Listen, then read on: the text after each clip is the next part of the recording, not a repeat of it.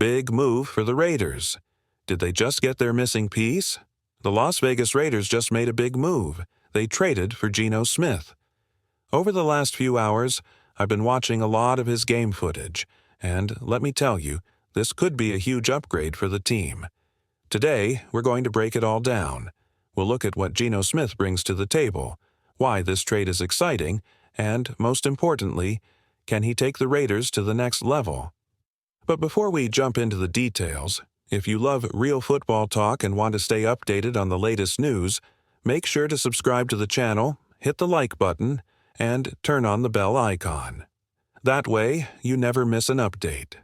Now, let's get into it. Now, let's be honest. Geno Smith didn't have the best season last year. He threw 21 touchdowns, but he also had 15 interceptions. That's a lot. But here's the key. It wasn't just his fault. The Seahawks completely changed their coaching staff before the season started. Pete Carroll, who had been the head coach for over a decade, was gone. The offensive coordinator? Gone. It was a whole new system, and that kind of change can really throw off a quarterback. Let's not forget, when Geno had Shane Waldron as his offensive coordinator from 2021 to 2023, he played some of his best football. He was a backup behind Russell Wilson, learned the system, and when he finally got his chance, he made the Seahawks a playoff team 2 years in a row.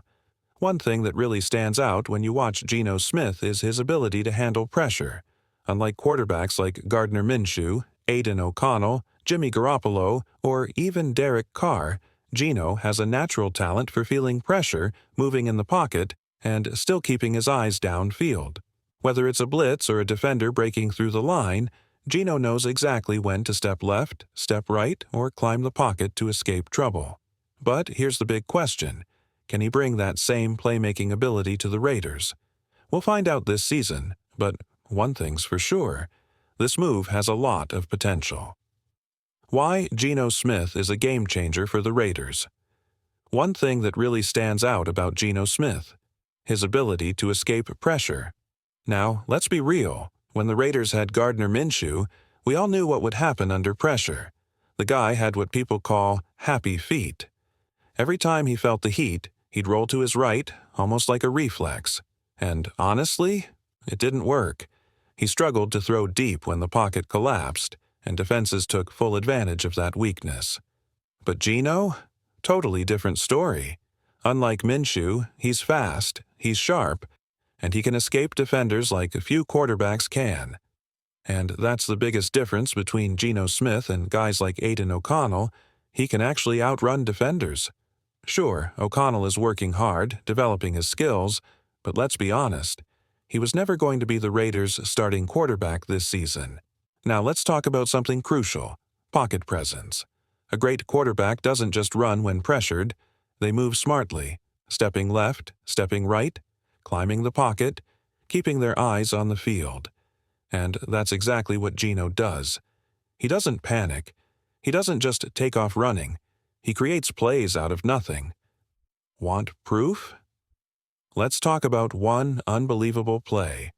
It was 3rd and 6. The left guard got beat. The right tackle got beat. Geno Smith should have been sacked, no question.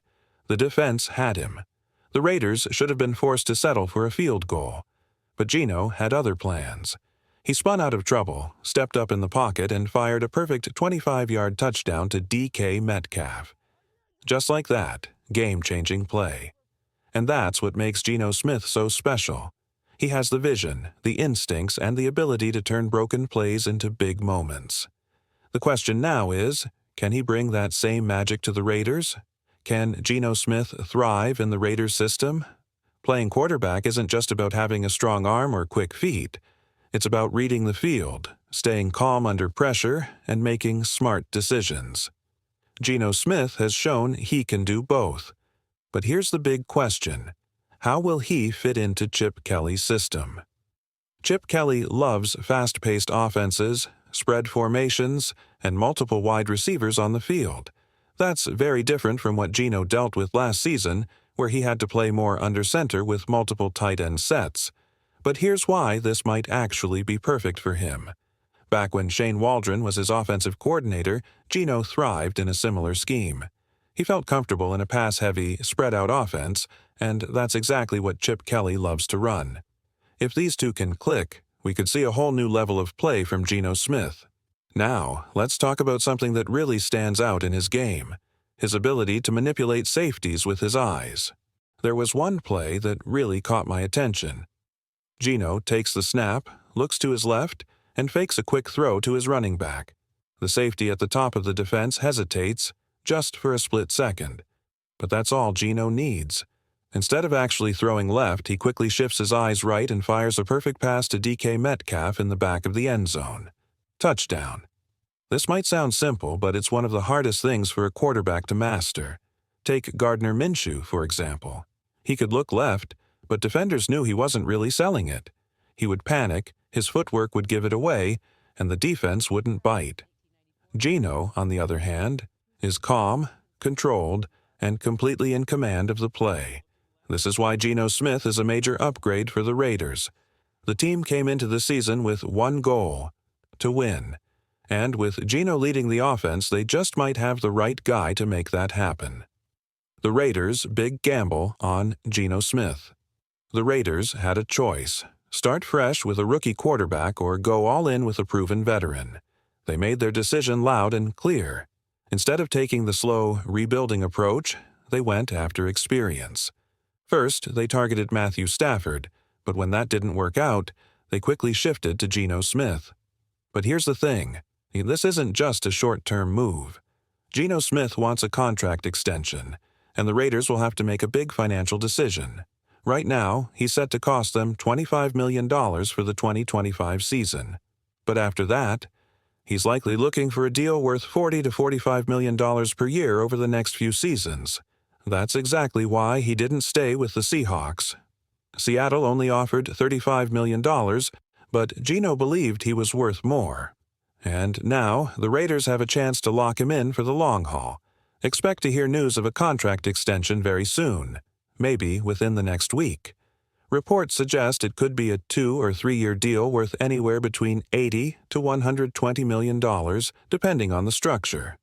Some might say this is a great deal for the Raiders, at least for now. They're getting him for $25 million this season, which gives them flexibility with their salary cap. If they restructure the deal smartly, they can spread out his cap hit, saving money for other key moves. But all of this raises one major question. Is Geno Smith really the guy who can lead the Raiders to success? So far, he's shown that he has the tools, the experience, and the leadership to make a difference. But will he prove it on the field? That's the real test. And that's exactly what we'll find out this season. What Geno Smith brings to the Raiders. At 35 years old, Geno Smith isn't going to be a run-first quarterback, but don't be fooled, he can still move. Defenses will have to respect his legs. If a defensive end crashes in too quickly, Geno has the ability to pull the ball and take off, forcing defenders to stay honest. That's an element the Raiders didn't have last season, and it could open up more explosive plays in this offense. But Geno's biggest strength? His intelligence and efficiency. The Raiders will likely run a lot of run-pass option RPO plays, quick screens, and short passes designed to keep defenses guessing. This suits Geno perfectly. He's comfortable making quick decisions and finding the open man. Expect to see screens to running backs, tight ends, and receivers, giving the offense a lot of flexibility. That said, Geno isn't perfect. Last season, he threw 15 interceptions, and while some weren't his fault, bad drops by receivers, others were flat-out terrible decisions. In one game against the Rams, he forced a pass to no one, leading to an easy interception. Against the 49ers, he misread the defense completely, resulting in a costly pick-six. But let's be real, quarterback play is heavily influenced by coaching. The Seahawks' offense struggled last year, and Geno didn't always have the best offensive system to support him. Look at Josh Allen. He was dominant under Brian Daboll, but once Daboll left for the Giants, Allen wasn't the same player for a couple of seasons. That's why Chip Kelly's system is so important for Geno's success. Kelly's fast-paced, creative offensive schemes could give Geno the structure he needs to thrive. And while Geno is the clear starter, don't be surprised if the Raiders still draft a young quarterback to develop for the future. This season is a huge test for both Geno and the Raiders. Will he prove he's worth the investment? Or will the team start thinking about their next franchise quarterback? Only time will tell.